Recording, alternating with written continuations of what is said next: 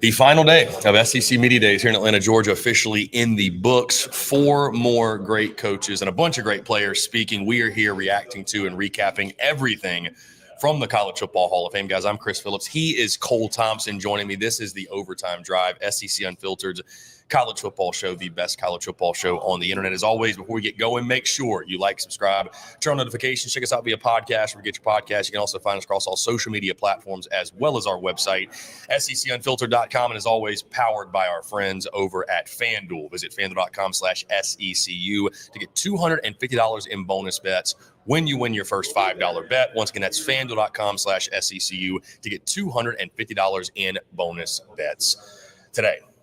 SEC Media Days. The dust is officially settling here at the College Football Hall of Fame. 4 more coaches speaking, closing out the week here in Atlanta, Georgia. Again, we are reacting to the final day as Missouri's Eli Drinkwitz, Kentucky's Mark Stoops, Arkansas's Sam Pittman, and Texas A&M's Mike Elko all address the media today. Once again, guys, this is the Overtime Drive, SEC Unfiltered's college football show, the best college football show on the internet. I am Chris Phillips. Joining me here to my left is my friend Cole Thompson. Cole, what's going on, man? Excited to break it all down with you. Once again, like you said yesterday, I'm glad that we finally met and you're not an AI-generated human. I was not sure if you were real or not, but you are here in the flesh. I can confirm the trio. You heard that slap. You heard that pop. That dap was elite. We've had a great last 2 days and certainly a great day today. A day that I might actually say really quickly, the overarching theme or just my overall takeaway, we came today, it was like, it kind of felt like a sleepy slate, not a lot to really get excited about. I know a lot of people were like, man, that was the worst day. They kind of put maybe some teams were not expecting a lot at the very end or what have you. I thought today actually over-delivered for what it was and what we thought it might be. But anyways, great to be here with you. Excited to talk about it all. So I wasn't here on Monday, but I watched every press conference. I went back and I watched a lot of the interviews with the players on the side. Yeah, this was better than Monday. Like a long shot better than Monday. You start off with people walking in, slagging it off. They realize, it's Eli Drinkwitz. Who cares?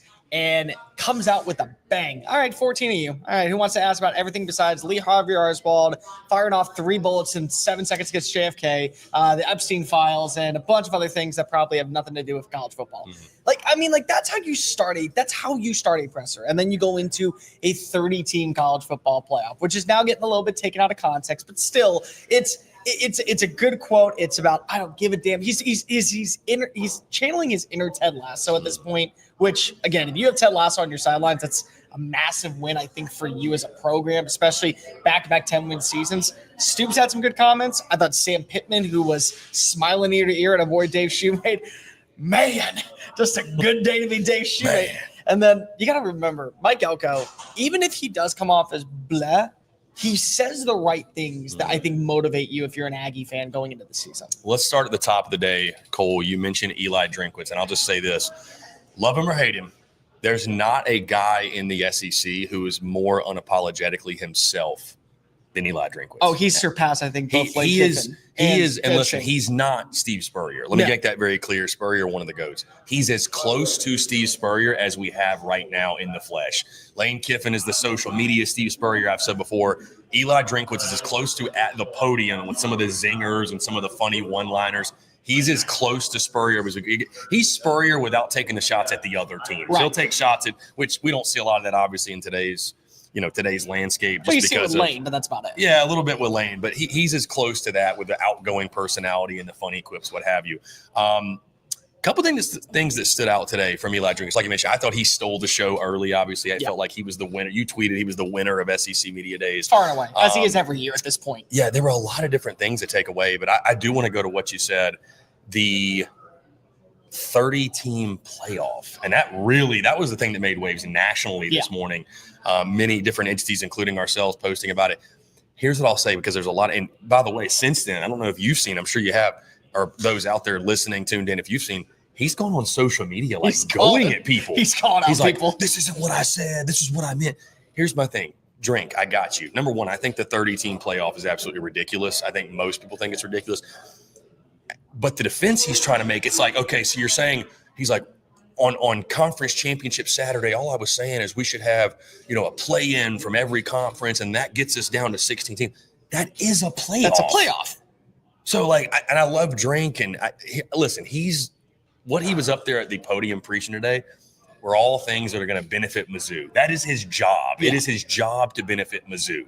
That's his program, right? It's his university. So I get it. But starting with the 30-team playoff thing, it's a bit outrageous in my mind. It's a little bit outrageous. I know he wants more inclusion. I understand. And again, do you think Kirby Smart wants more inclusion? You think Steve Sarkisian wants more inclusion? How do you think they'd feel about a 30-team playoff? Nobody wants that except the teams that are on the fringe of getting in. So kudos to Drink fighting for his boys, but I'm off the 30-team playoff. The thing that I think he was more so preaching at is let's just have a 30-team playoff so that way we actually get the right 16 teams in. Because he mentioned multiple times about how we're allowing the human intellect and the human mind make decisions that should be based off of on-field results, constant play, consistency, the identity of what you get on the field. It's why when we look at strength of schedule, when we look at scheduling just in general, when we look at ranked matchups, that has to play a factor into it. And then you look at what happened last season, Alabama, South Carolina, and Ole Miss all finished 9-3 in the regular season. They were the first 3 teams out. And then Missouri's at 9-3. And they're sitting way down here, but they played against South Carolina. They played against Auburn. They played against Vanderbilt. They played against these teams that many people were saying they're better than, they're making the better results. They're improving in certain areas. So I think what he's trying to get at is more so this is about us making sure that with the human error that comes in with selecting the playoffs, we make sure that we get the right 16 teams in because you never want to know. And again, he defended the SEC on so many different levels. Barry Trammell from the Tulsa World asked him, how important is it for the SEC to win a national title in football after the Big Ten has back-to-back? And he rattles off how, we still are number 1 in draft picks. We're still number 1 in recruiting. We're still number 1 in ranked wins. We're still number 1 in strength of schedule every single year. Go through the laundry list of viewership through NIL Collective. I'm sorry, last I checked, we still are number 1. And it's like he's doing what's best for the conference, which is what you want. But he also is doing what's best for Missouri. Like so many people get pissed off at Greg Sankey for coming out and saying that when the college football playoff does a realignment, if we want to play fair, we should have the most representation. And it's like, that's what you want from your commissioner. You don't give a damn about the other 4 commissioners that have an opportunity to make a Power 5 or Power 4 run to the college football playoff. You care about your 16 teams. Well, internally as a head coach, you don't care about the other 15 teams and what they're doing. You care about what's going on at Missouri and what Missouri is. Another big takeaway that I had was his approach on what this offseason is going to be like with the running back room. Very high on Ahmad Hardy, comes on in after a breakout year last season at Louisiana Monroe, over 1,300 rushing yards. Talked about his speed, talked about his agility, talked about his home run caliber mentality that I think is going to be very beneficial. And another thing is he hasn't named Bo Pabula the starting quarterback, which is intriguing because of, again, so many of these teams decided to come with new quarterbacks. Missouri wasn't one of them. They came with Connor Tolleson. They came with Zion Young. They came with one of their other defensive players, and they left Bo Pabula at home. He was very high on Sam Horn. He was very positive about Matt Zollers. Said he had never seen a guy throw the ball as well as Zollers. And what's going to be interesting is that I think Pabula starts. Right. But I do wonder if there is any miscue or any setback or anything that maybe hinders his success. Would you potentially see him go to a Matt Zollers or go to a Sam Horn? Because he wants to win. I mean, again, this is a Missouri team that is very much trying to prove to themselves first and then the country next from a national perspective. We may have lost a bucket load of players, but we finished top 5 in the transfer portal rankings. We had a top 15 recruiting class this past year. We're built to be really, really promising at Mizzou. And also credit to him for calling out the Kansas rivalry. Like people who are in the SEC truly don't understand how much animosity these two programs hate each other. It is night and day different from A&M and Missouri. Like it's a rivalry from Big 5. No. This is straight up battle line. Border week war. 2. Border war is going to be phenomenal out for Oat Stadium. The Pabula thing is really interesting because I think he ends up being the starter. But Yeah. like you said, I'm not excited. I'm not surprised that he didn't bring him, but I think that's going to be really interesting to track and to follow. Drink, I felt like was really comfortable today. Yeah. Like I said, nobody in the SEC more unapologetically themselves than him. After back-to-back 10-win seasons, I think you've seen him over the last couple of years get more and more and more comfortable in his own skin. I mean, Cole, he said in the first 5 years, I care what y'all thought about me. Now I really don't. I'm here to represent University of Missouri. Like he doesn't care. And I think the program under him, they take sort of that that chip on the shoulder. I mean, Mizzou as a whole has a chip on the shoulder because, people say they're the least SEC team in the SEC. People still want to proclaim they're not really an SEC team or they don't feel SEC. And I mean, I've talked to Missouri media, Missouri fans, and the whole Missouri community kind of embodies that chip on the shoulder, and it starts with Eli Drinkwitz. The other thing, because like you mentioned, we got to read between the lines, try to learn about these football teams, but I think the benefit of SEC Media Days is you talk with these local beat writers, and you start to do, this is when we really start to do, if you haven't already, you're digging on these teams. I didn't realize till today, Cole, Missouri's schedule. Oh, it's so great, isn't it? It is, and this is no slight. Like, Mizzou, you should apologize to nobody for this schedule, because it is a beautiful thing. See, I asked the question, and I was waiting for somebody to ask it. 8 true home games. You don't leave Como for a game until October 18th. Your 4 road games are at Auburn, at Vandy, at Oklahoma, and at Arkansas. I mean, you get Alabama, but they're at home. South Carolina, they're at home. A&M, they're at home. I mean, I don't know many folks that are going in this season that are putting the college football playoff expectations on Mizzou. Right. But I mean, if a few things click, dude, they've got the slate to make a run, to at least be in the convo late season. Well, like, that's what I was like trying to get to earlier. And credit to him for calling me out and saying, oh, by the way, there's this quarterback by the name of Diego Pavia. You didn't mention that road trip to Nash. Yeah, you probably should mention that after what he's done. And shame on me for being like the biggest Diego Pavia truther for not mentioning that. But it's really interesting because last season, one of the main elements that I think a lot of people bought in with Auburn, being a team going into year 2 with Hugh Freeze and a new dynamic with a bunch of wide receivers that are going to be adapting to college football life, is you have 5 home games to get mentally and physically prepared. The one thing that you want is 6. You're breaking in. But no, I'm talking about Auburn last year. But now you have 6 for Mizzou. The one thing that you want going into a new season where you got to break in a new quarterback, 2 new offensive linemen, a new running back, multiple wide receivers, several defensive names, is you want to be able to have as much on your side for team chemistry wise and not have to worry about crapping the bed when you go play on the road for the first time. You don't leave until the middle of the year. Like, just go 5-1 in that stretch. Beat Louisiana Monroe, beat Kansas, beat South Carolina, beat UMass, win against whoever else is the opening game, which I'm blanking on the top of my head. Then play against Alabama. Central Arkansas. Yeah, Central Arkansas, exactly. Yeah. Then play against Alabama, play them close, feel like that you're trending upward. Even if you lose that game, then you get to go Auburn. We don't know what they're going to be. Vandy, we don't know what they're going to be. Bye week before Texas A&M. There is a very good shot if all things click. And again, a lot of things have to click. You got to have great defensive play. You can't miss the beat when it comes to the linebacker spot with Josiah Trotter. Zion Young's really high on him coming on in from West Virginia. You can't have any setbacks with the secondary for Corey Batoon this year. Wide receivers got to pick up the pace. But if everything is clicking, I mean, you are blessed with the schedule. And all it takes, dude, is one game for you to feel like that you are actually as advertised. Confidence plays a big role. You carry that confidence when you go play against Texas A&M, Mississippi State. You need one win to close things out at Arkansas, at Oklahoma. You win one of those 2, you're 10-2, and a 10-2 team for the SEC is not being left out of the college football playoff. And it's not just us creating the narrative, by the way, that, the schedule's so easy. ESPN Analytics ranks it the 16th toughest schedule out of 16 teams in the SEC. Granted, it's still like the 20th or 24th it's toughest schedule. Overall. So 25th in college football. But I didn't also say it was easy. I said it was favorable. Yeah. And it is favorable. It's extremely favorable. You shouldn't apologize for that. Like, thank the college football gods that you drew that favorable schedule. So, he thanked the SEC commissioners of scheduling. So, you know what? I think he's making sure that they're like, hey, we got 22 new transfers coming on in. Thanks for giving us a little bit of a heads up. Yeah, so they're going to be a really interesting team to follow because, again, not crazy high expectations coming in after all the losses, but, I mean, Drink's earned my respect over the last couple of years. You can't count them out. Back-to-back top 10 win seasons. I'll say this. Back-to-back 10 win seasons. They're going to be fun to follow. I'll say this before we move on to the next team. This is going to be the most unpredictable team going into the year because of that schedule. They may end up being incredible at home. Then they struggle in their next 2 road losses. They may end up being terrible at home, but they gain enough traction to where it's a little bit of South Carolina last year. They start to gain momentum at the right time. They're playing as one of the hottest teams in the SEC. They may not make the college football playoff, but they may be 9-3. I mean, they really are the most unpredictable team right now, just simply based off of how the schedule goes. Yeah, and I think if the schedule breaks from a standpoint of a few of those teams on their schedule, even a few of the tougher ones underachieve or aren't quite as good, I mean, we're talking, who knows what MIZ could Everything be. is up for them right now. Yeah, everything's on the table. All right, let's go to Mark Stoops in Kentucky.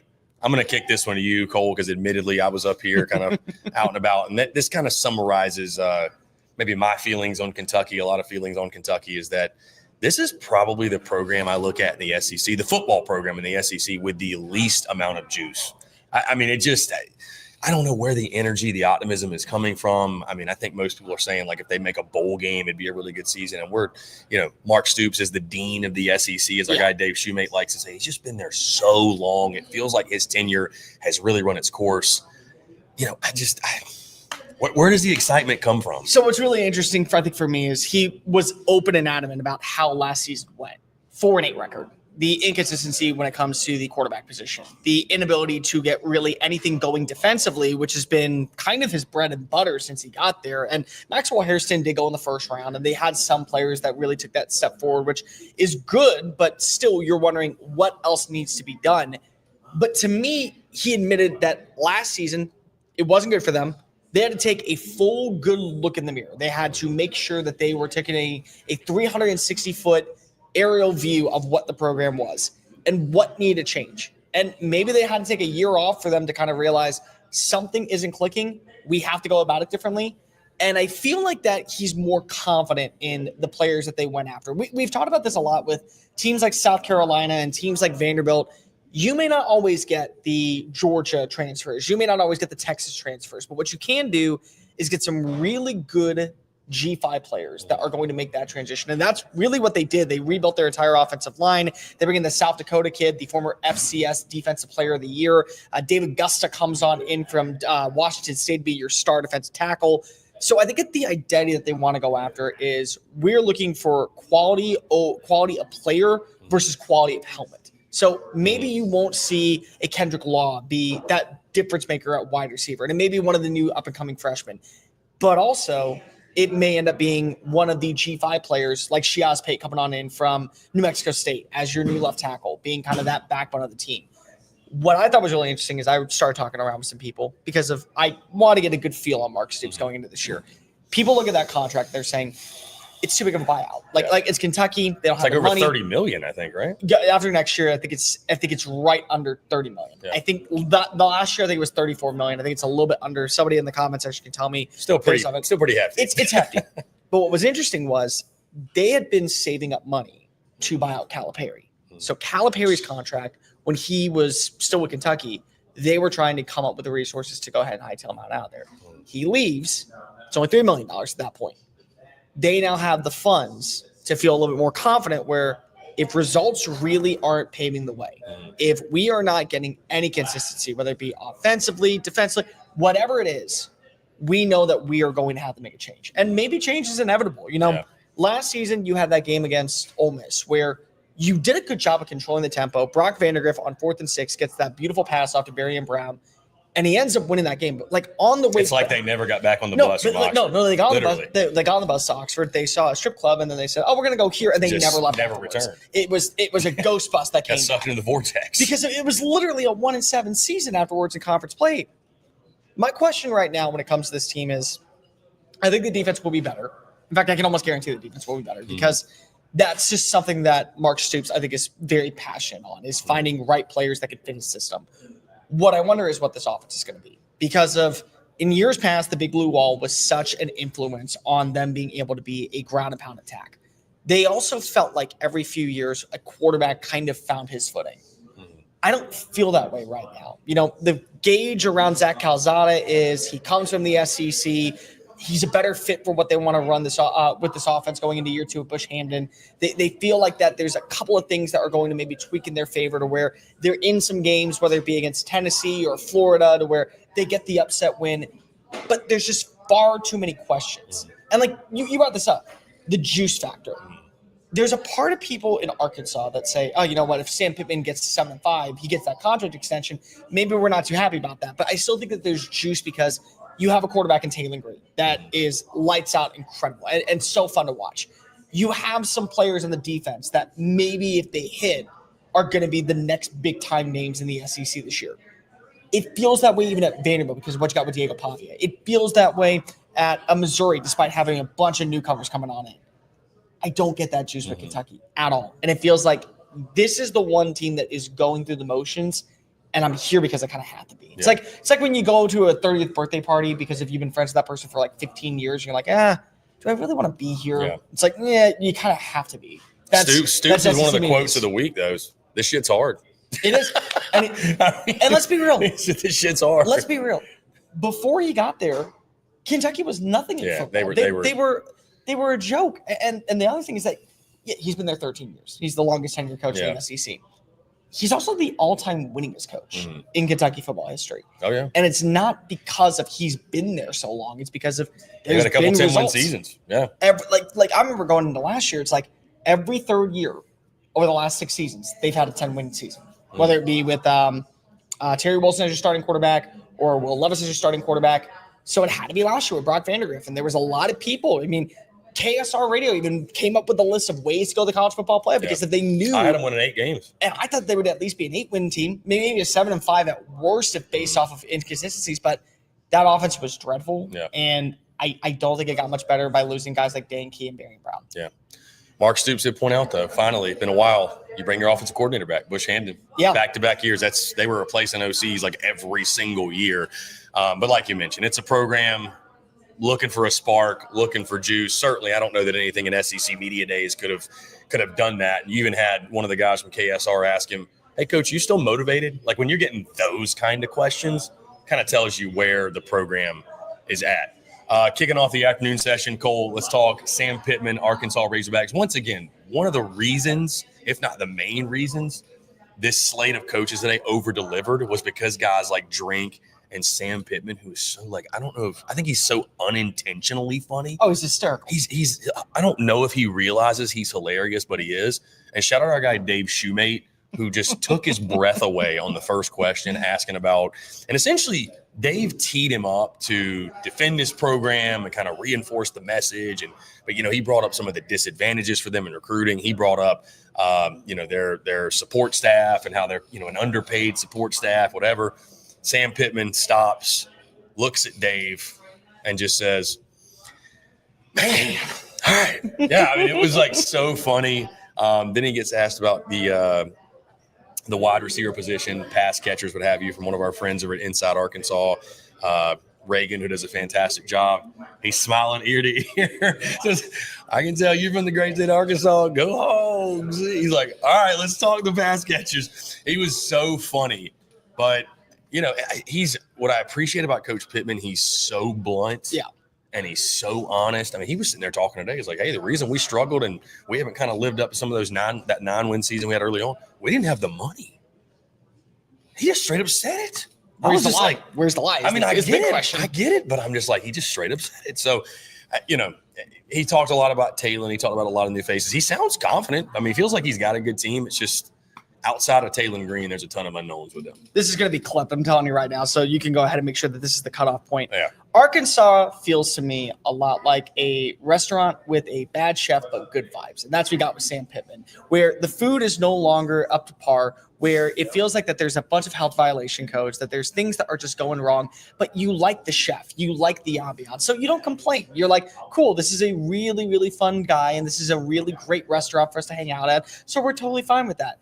But once the product becomes bad and you become an asshole and things start to really go south, you don't want to be there anymore. That's why Dana Holgorsen, when he had a 4-8 season, was fired because of, you can say results aren't paving the way or that we don't have the money. But when you treat people like crap, you don't want to be around that anymore. And you're not going to put up for it. And be an asshole. So Pittman at least gives you that good confidence. Like, listen, the food has gone down, but we're totally okay with it because the vibes are immaculate when we come in here. But at some point, you get one bad food poisoning. You realize that this is not actually sitting well on my stomach. We got to make a change. Somebody in the back kitchen, that's what it is. He feels like a fun uncle. Like, I would love to be in like a 1990s comedy where I'm sitting on a stoop and he cracks open a beer and hands it to me and goes, here you go, son. He gives me a life lesson. That is like the ultimate Sam Pittman vibes. It's really cool for that 30-minute television special. I don't want that for 14 weeks. I think that that's where we're kind of at in the crossroads. And it's the way that you feel right now, I think, for a lot of Arkansas fans is, hey, we would kind of rather go 4-8 this year because of at least we can get them out of here and start fresh on the program and the identity, than go 6-6, 7-5, get them another year in the extension and still have the same results. They lost a lot. I mean, like, let's just call it as is. They lost a lot defensively, whether it be to the draft or the transfer portal. They lost a lot when it comes to star players. I mean, a lot on offense. Two of their best. Andrew Armstrong, Jaquindon Jackson, both gone. But two of their best, and Patrick Cudis and Luke Haas, are Haas now too. down in Oxford, Mississippi. That hurts. And they get to play against them this year. Yeah. So it's like they lost a lot. There's some juice that's kind of missing with that program right now.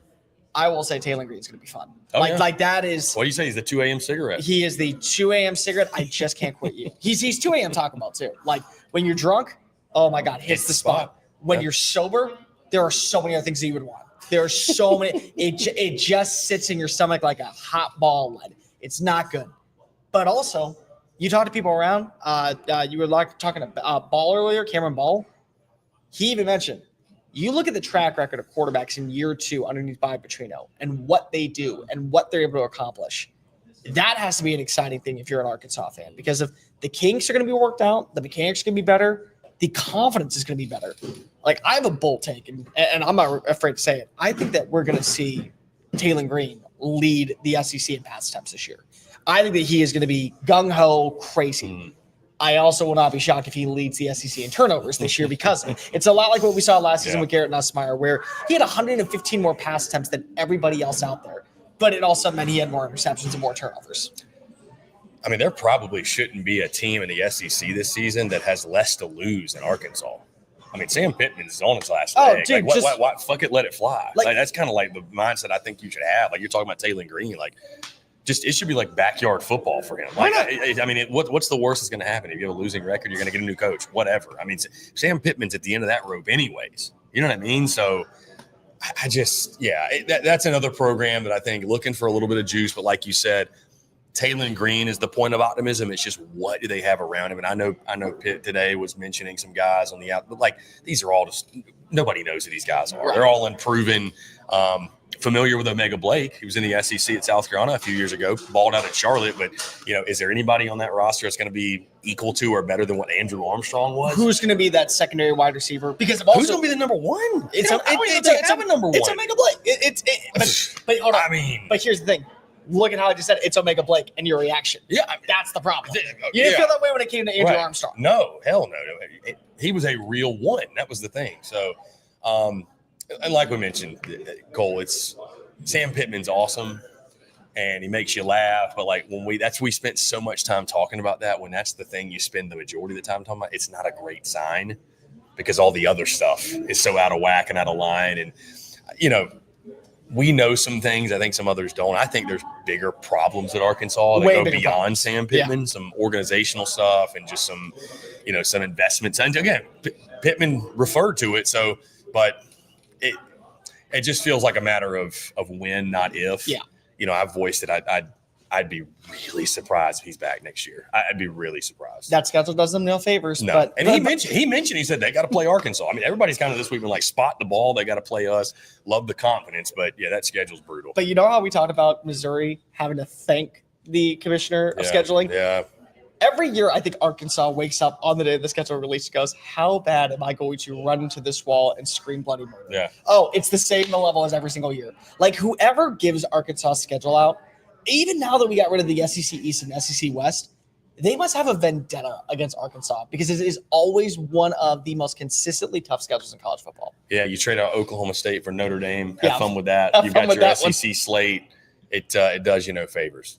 Pittman's looking at that schedule like, man, one of the funniest all-time moments ever for certainly us. A media days moment I will never forget. Shout out to Dave. You, sir, are a legend. All right, final coach of the day, Mike Elko, the Texas A&M Aggies. Elko's a really intense guy. Yeah. He is no nonsense. I felt like over half the questions were about Texas. They weren't even about Texas A&M. He mentioned Marcel Reed. Feels like he's going to take the next step this year. Interesting they didn't bring him. I know there were a lot, even some Aggie fans that were kind of frustrated with that, I think. It's maybe the signal it's sending. I know you got a take on that with like maybe what the quarterback position looks like, but they didn't bring him. Thoughts on Mike Elko? I mean, again, I thought he, sounded confident, kind of what you'd expect. but a very, very, very intense dude. And they're obviously committed to getting Texas A&M to the next level, which is obviously beyond the Texas 8-4 jokes that so many of us like to make. Well, Mike Elko has respect for a program, and he has the drive and intensity to build a program the proper way. And I think that starts with taking out names that no longer fit our system and our identity, but also building off of our success every single year. And open times, multiple mentioned, listen, we started off 7-1. We were one of the hottest teams to go into the month of November. And even after a bad performance against South Carolina, a horrendous 4 overtime loss against Auburn, they were a win away from playing in the SEC championship. And if somehow they were able to get the upset over Georgia, they would have been a lock in the college football playoff as SEC champions. So there was a lot of good. And you also mentioned multiple times that we had the third best schedule. I mean, the third best first-year record for a team in Texas A&M football history. And that says a lot because of the way the program was built and the identity of the program underneath Jimbo Fisher and how much needed to change going into last year. But it also comes down to he is going to have to find that X factor. I don't know what it is, if it's going to be a wide receiver. I don't know if it's going to be in the pass rushing department. They have a lot of questions. They have a lot of answers. Like, Dean mentioned the running back room. They have 4 guys that I think all could be difference makers. Le'Veon Moss was leading the SEC in rushing before he got hurt. Ruben Owens fully healthy. I mean, good luck stopping him. I've watched him up close and in person. He is a 5-star terror. He will eat you alive and do it with a smile on his face and have no remorse. You also add in Amari Daniels. That's a good third down back. And you also have E.J. Smith, the son of Emmitt Smith. He called him Emmitt on the stage. That can be a pass-catching, solid offensive weapon in the red zone.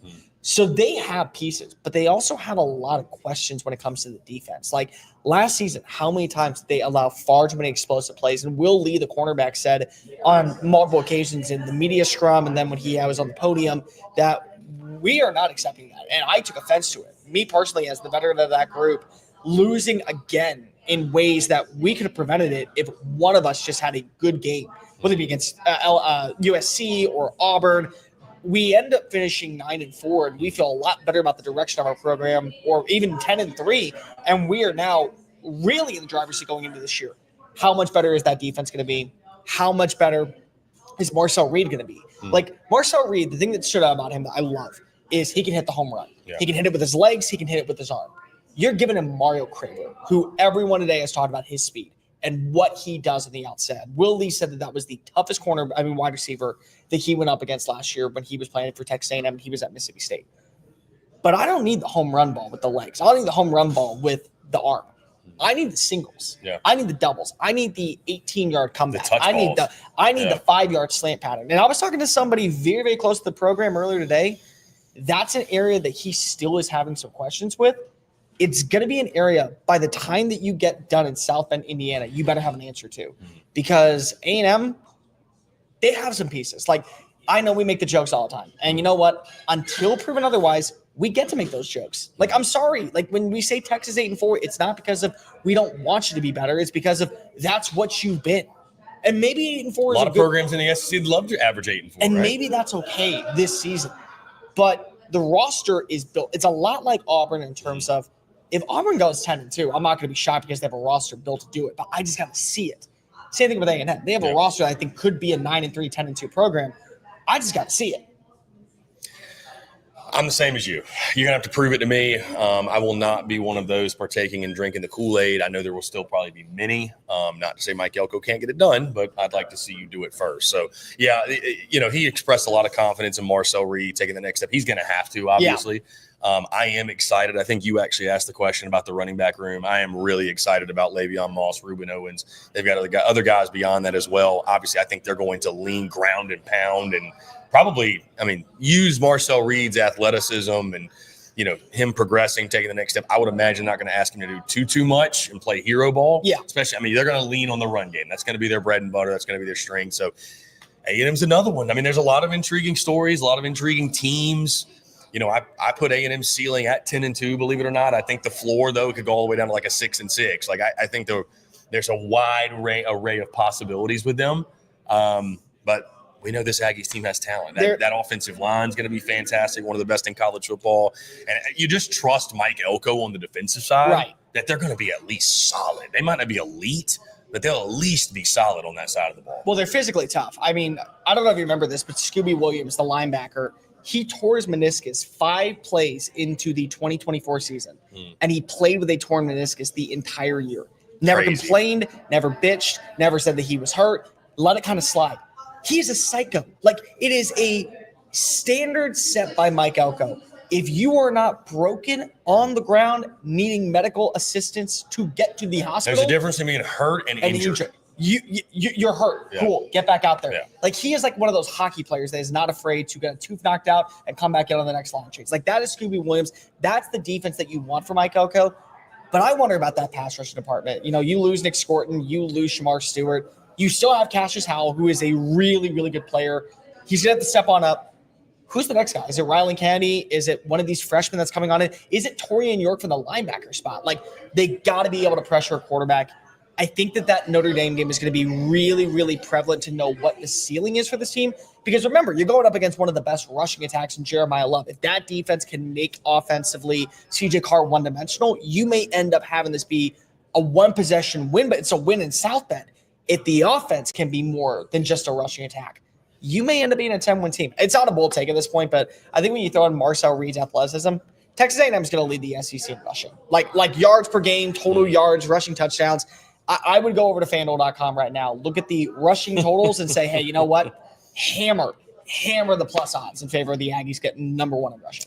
On that note, over at FanDuel.com, you can exactly do that. They got plenty of props, guys. FanDuel.com/SECU is the way to go. Again, our friends are at FanDuel sponsoring the SEC Unfiltered Tour, which will get going this fall. Heck, it took us here also. Yeah. FanDuel.com/SECU. Get that $250 deposit bonus today when you win your first $5 bet. Again, college football season's around the corner. College basketball will be here before you know it. Obviously, the NFL is about to get going in a few weeks. You sickos out there, you can bet on preseason football, believe it or not. But you can bet on preseason win totals. They've already got week 1 spreads out, Major League Baseball lines, fight night, anything you can think of. FanDuel has got you covered.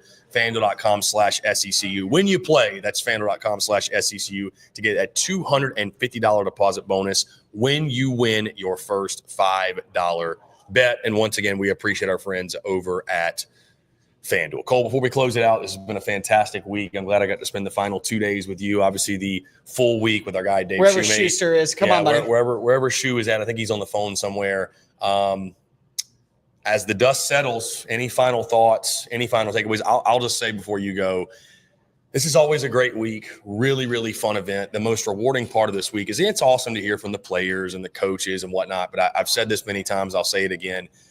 Getting to network and interact with so many of our colleagues, so many of our friends in the space, so many people that we've done, either shows with or some sort of work with, or even we've just talked to on social media. Right. It's really cool to look people in the eyes, shake their hands, and connect in that way. So that's always my favorite part. That's the most rewarding part.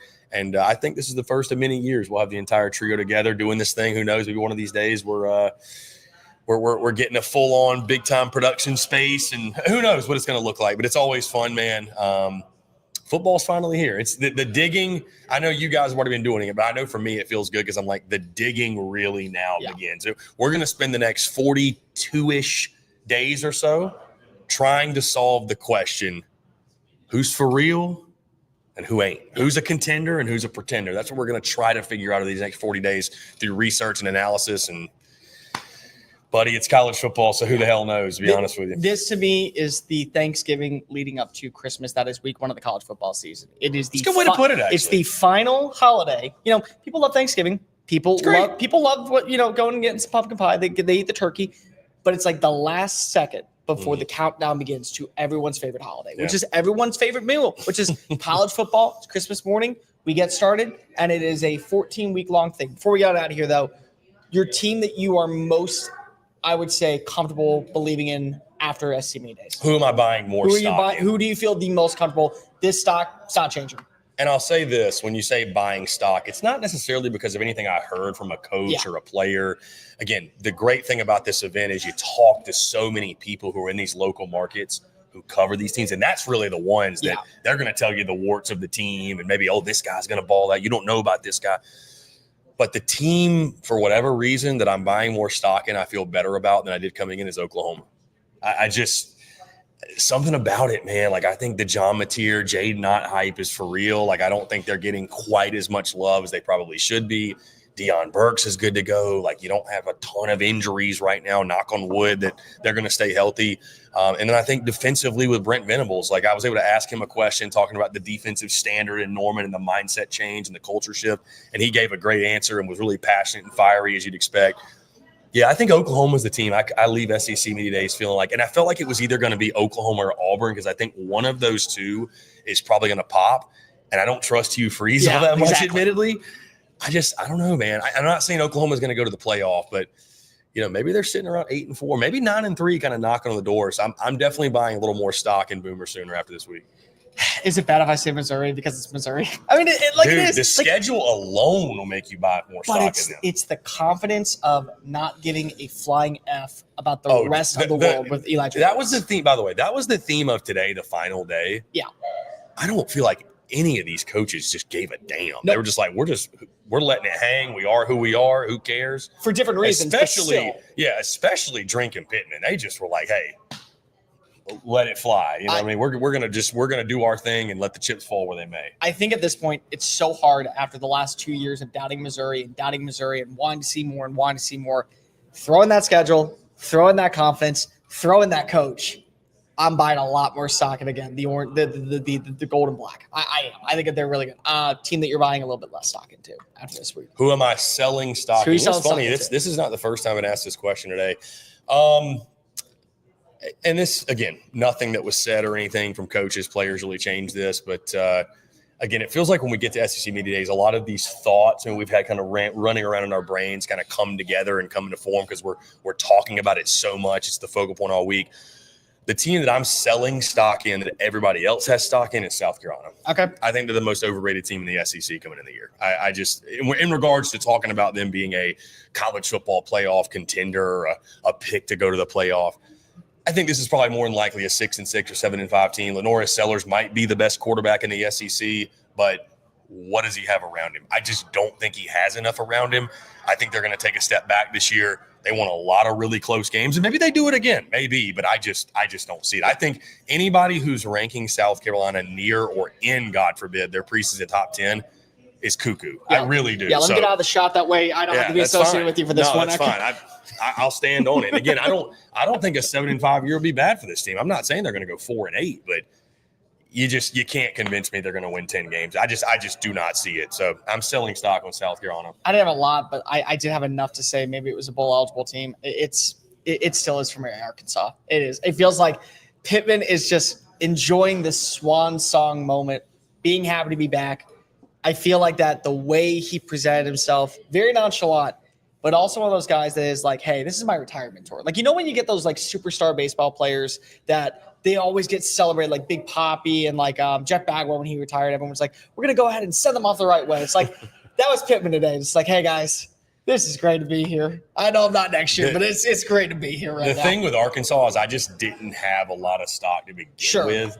So that's but I don't disagree with you. I do not think, like, we're going to have coaches fired. We know that. There's going to be bloodshed because nobody was fired last year. Yeah, probably multiple.